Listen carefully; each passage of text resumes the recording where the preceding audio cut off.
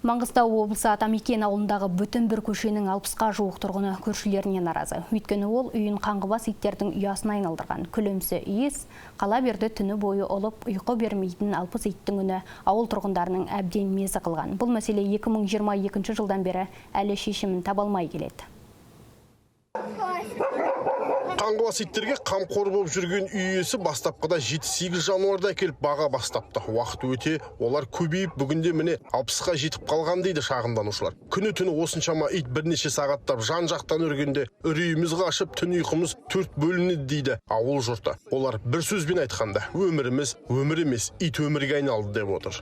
Ел халықтың ортасында 60 ит бағат деген ол масқара ғой. Мынандай ит сақтау деген болмайды ғой. 60 ит бар осының ішінде. Біреу үрсе, жан-жақтан бәрі үреді. Иә.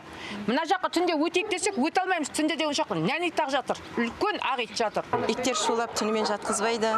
Күндіз түні бірдей үреді шулап. Иісі де жаман сосын отырғызбайды. Хозяйканың өзіне айтсаң, ол өзіңмен ұрсуға бар. Тыңдамайды ешкімді.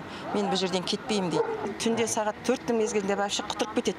Ит деген жаман ұлы ит. Ұлыған дауыс, күлімсі иіс мәселенің бер жағы ғана. Сүйік саяқ жеп, күл қоқыс жағалап құтырған иттер енді адамға шабуылдай бастаса керек. Бәрінен бұрын балаларымызға зиян тие ме деп алаңдаулы ата-аналар. Ал 60 жануарды ауласына сыйғызып отырған азамат, ісім заңда әрқайсының арнайы құжаты бар деп міз бақпай отыр. Айтуынша ауылдан алшақ жерде қаңғыбас иттерді қамайтын орын бар, бірақ қоршалмаған. Лает, потому что соседи сами ходят. Вот Апашка с палками, с внуками, с палками. Единственное, что люди помогли собрать на землю, ее земля есть, но там не на что пока строить, тут строится. Построится, переедем, конечно. И через сколько обещаете? Ну вот если бы люди помогали бы... Люди, видите, как помогают? Они готовы убить, Мы сами сожрать. живем от зарплаты невозможно. Теперь вы только от жителей, да, вот ждете помощи, да, чтобы построить все вот это? Построить, куда мы их отвезем? Построить, конечно, мы уедем. Ауыл әкіміне жолықтық. Тұрғындар да бізбен бірге барып, бар шағымды ауызша жазбаса жеткізді. Ал елді мекен басшысы осы мәселеге қатысты арнайы комиссия құрып, көршілер арасындағы дауды шешіп береміз деп уәде берді. Жалпы иттерді көшіріп жіберуге заңның осалдығы қол байлау болып тұр дейді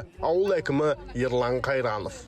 Қазір енді қолданыстағы заңнамаға байланысты үй жануарларын асырап бағу, мал бас санына байланысты арнайы шектеудің болмауына байланысты біз ол азаматтарға нақты бір шара қолдана алмай жатырмыз.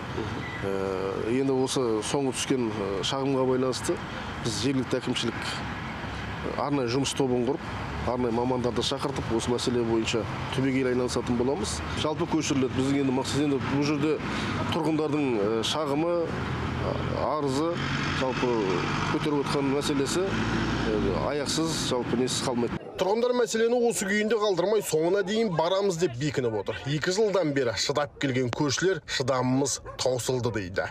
Дінмұхаммед Амантай, Мұқағали Нұрболатұлы, Маңғыстау облысы, Түркістан 24.